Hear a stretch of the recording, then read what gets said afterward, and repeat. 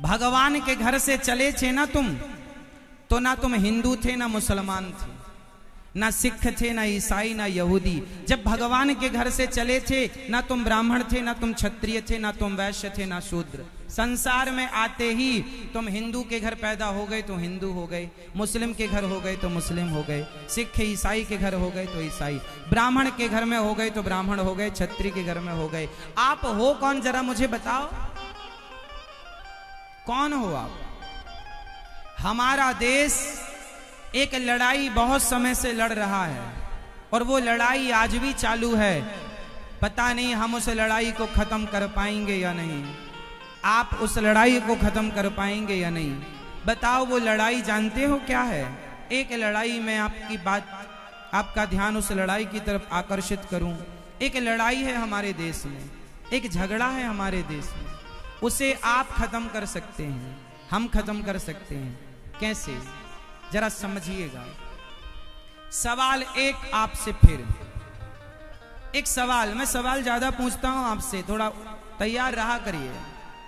आप परेशान तो नहीं होते? मेरी माँ, ओ मैया, झोले से सवाल निकाल रही हो, उत्तर निकाल लो।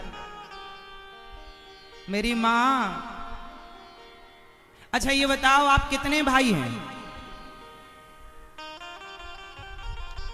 आप कितने भाई हैं? आप कितने भाई हैं? भैया आप बताओ, कैमरे वाले, आप दो दो। आप बताओ कितने भाई हैं आप लोग? मैया आप बताओ आपके कितने भाई हैं? कितने?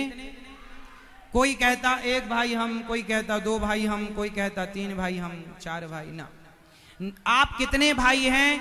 आज यदि आप समझ लोगे तो सारा झगड़ा ही समाप्त हो जाएगा। हम भारत के लोग 4 भाई हैं। कोई आपसे पूछे आप कितने भाई हैं, तो आप 4 भाई बताया करो। 4 भाई कौन कौन? ब्राह्मण, क्षत्रिय, वैश्य और शूद्र। टोटल यदि ये चारों लोग भाइयों की तरह रहने लग जाएं, तो क्या मजाल थी अंग्रेजों की और मुगलों की कि भारत को गुलाम बना लें। यदि भारत गुलाम बना तो केवल आपस के झगड़े के कारण। ये बात सही है कि झूठी है? बोलो। फूट डालो शासन करो, किसका नारा था? अंग्रेजों का। अंग्रेजों ने नारा दिया कि आपस में हिंदुओं को लड़ाओ, फूट डालो और शासन करो। लगभग 200 वर्ष तक शासन किया उन्होंने, केवल इस चक्कर में कि वो हमें आपस में लड़ाते रहे और हम जैसे मूर्ख लड़ते रहे। मैं ब्राह्मण हूं, मैं क्षत्रिय हूं, मैं वैश्य हूं, मैं शूद्र हूं। अरे मेरे भाई, छोड़ दो कि आप ब्राह्मण हैं, क्षत्रिय हैं, वैश्य हैं, शूद्र। ये ब्राह्मण, क्षत्रिय, वैश्य, शूद्र एक व्यवस्था है। क्या है ये? एक व्यवस्था थी। ब्राह्मण किसी का नाम नहीं है, ब्राह्मण कोई नाम नहीं है, ब्राह्मण एक व्यवस्था है, क्षत्रिय एक व्यवस्था है, वैश्य एक व्यवस्था है और शूद्र एक व्यवस्था है। इस व्यवस्था में रहना है, भेदभाव नहीं करना। आपस में लड़ना नहीं है। यदि हम आपस में लड़ बैठेंगे तो देश को कौन संभालेगा? कोई भी बाहर वाला अपने घर से हमें निकालेगा। दीवानों जरा होश करो, मेरे देश प्रेमियों, आपस में प्रेम करो, देश प्रेम। आपस में लड़ो मत। कौन कौन भाई हो आप बताओ? ब्राह्मण, क्षत्रिय। तो आपस में आज से मिलजुल के रहोगे कि झगड़ा करोगे? कितने लोग मिलजुल के रहेंगे? भेद करोगे सबको? अच्छा ये बताओ, किसी से नफरत करने वाला व्यक्ति बड़ा होता है या सबसे प्रेम करने वाला व्यक्ति बड़ा होता है? नफरत वाला बड़ा होता है या प्रेम वाला? इसलिए प्रेम करना सीखिए, नफरत नहीं, सबसे आपस में प्रेम करो। इंसानियत भगवान कैसे खुश होंगे, क्योंकि ना जाने किस रूप में नारायण मिल जाएं। आप जिनसे नफरत करते हैं हो सकता उसी रूप में भगवान आ जाएं आपके द्वार पर। इसलिए सबसे प्रेम करो। मैं आपसे प्रेम करूंगा तो मैं श्रेष्ठ बनूंगा। मैं आपसे नफरत करने लग जाऊं तो मेरा नफरत करने से लाभ क्या है, ये बताओ। मैं आपसे क्यों ईर्ष्या करूं, क्यों नफरत करूं? आपने मेरा बिगाड़ा क्या है? और कोई बिगाड़ा भी हो तो वो उसके संस्कार हैं। हम नफरत फिर भी ना करें, ये हमारे संस्कार होने चाहिए। तो यदि हमें प्रेम, यदि हिंदुस्तान को जोड़ना है तो जातियां तो व्यवस्था के लिए बनाई गई थी, पर जातवाद नहीं होना चाहिए। क्या नहीं होना चाहिए? जातवाद। आप अपने घर में काम वाली जो बाई आती है, आप उससे कैसी बात करती हो? भैया, उससे अच्छे से बात करना चाहिए कि डांट करके के गालियां देकर? कैसे? वो भी इंसान हैं तुम्हारी तरह और हमारी तरह। देखो, इंसान अमीर गरीब नहीं होता, हालात अमीर गरीब बना देते हैं। आज आप इस तरफ हैं, वो उस तरफ है। समय का ऐसा चक्र चल सकता है कि वो इस तरफ आ जाए और आप उस तरफ चले जाएं। इसलिए अमीरी किसी के बाप की बफौती नहीं होती। दिन सबके बदलते हैं, इसलिए इंसानों को इंसानों की इज्जत करना चाहिए। कभी ये नहीं सोचना चाहिए कि हमारे पास पैसा ज्यादा है, इनके पास क्या है। अरे इंसानों के काम आओ, जरूरतमंद। तुम्हारे पास पैसा है तो तुम्हें और सरल होना चाहिए, तुम्हें और नम्र होना चाहिए। एटीट्यूड नहीं रखना चाहिए कि जी मेरे पास पैसा है। आम का सीजन चल रहा है, आम किस किस ने खाया है इस सीजन में? सबने आम खाए होंगे। आम से क्या सीखा आपने? खाते हो, गुठली फेंक देते हो, सीखते नहीं हो। आम का पेड़ जो होता है ना मेरी माँ, वो फलों से जब भरता है ना तो उसकी डालियां झुक जाती हैं। वो मैसेज दे रहा है कि भगवान तुम्हें जितना धन धान्य से भर दें तुम उतने सरल और सहज और झुकने वाले बन जाओ, नम्र हो जाओ। लेकिन आजकल उल्टा है, आदमी के पास जितना पैसा आ रहा वो उतना अभिमान में डूबता चला जा रहा है।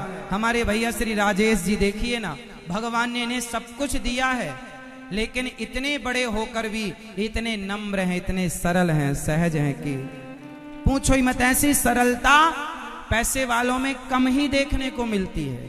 जिन पर भगवान की कृपा हो वो व्यक्ति धन पाकर भी अभिमान से बचता है, वरना अभिमान सबको अपने चंगुल में फंसा लेता है। और अभिमान आ गया रावण को। अरे मेरे पास सोने की लंका है, ये बनवासी राम के पास धरा ही क्या है, चलो इसकी पत्नी उठा लेते हैं। रावण ने अपने आप को पैसे वाला मानकर, राम को सामान्य व्यक्ति मानकर उनके साथ गलत व्यवहार किया। आप अमीर हैं, अच्छी बात, लेकिन अमीर हैं इसका मतलब ये नहीं कि गरीबों पर तुम जुल्म करोगे, अत्याचार करोगे। हाँ, लिख लेना, मैंने देखा है जिन अमीरों ने गरीबों पर अत्याचार किया, देखते देखते वो अमीर से ऐसे गरीब हुए कि उनके पास खाने को रोटियां ना रही। मैंने देखा है, मैंने समय बहुत देखा, मैंने जीवन में अनुभव बहुत पाया है। मैंने अच्छे अच्छे लोगों को देखा, धन्ना सेठों को देखा, पर जब पैसा था सीधे मुंह बात नहीं करते थे। अभिमान इतना था कि तुम्हें धूल में मिलाने की बात किया करते थे, तुम्हारी औकात क्या है, ऐसी बात करते थे।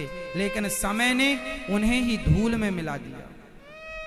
इसलिए धन आए तो और जिम्मेदार हो जाना।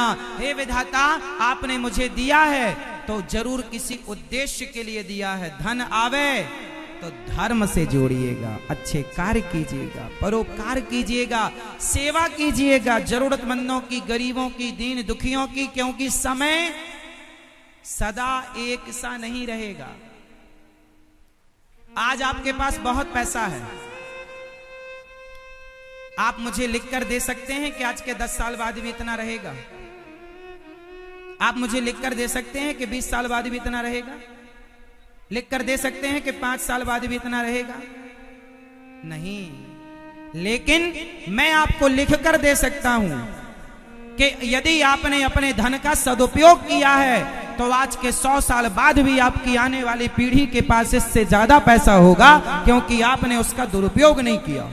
सदुपयोग किया है तो मैं लिख के गारंटी लेता हूं, और आपने दुरुपयोग किया है तो दुरुपयोग जो करता है अपने धन का, अधिक से अधिक बेईमान आदमी का 10 साल धन चलता है।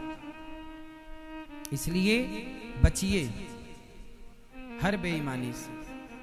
और जितना धन दें भगवान उतने क्या बनना है आपको? जोर से जो मेरी मां बोलो, सरल। क्या बनेंगे?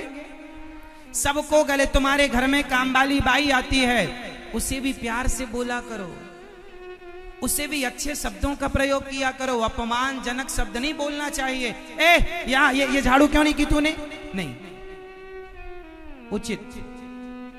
कई बार तुम्हारे घर में छोटे छोटे बच्चे ना ये मानते ये तो काम वाली है, उसके लिए भी गलत शब्दों का प्रयोग। तुम बोलती नहीं हो ना, तुम्हारे बच्चे उससे छोटे हैं। धन दौलत अपनी जगह होगा, आप अपने बच्चों को इंसानियत सिखाइए कि इंसानों से बात कैसे की जाती है। पैसे की अकड़ में ना रहना साहब, पैसे की अकड़ में ना रहना, एक अच्छे इंसान बनो।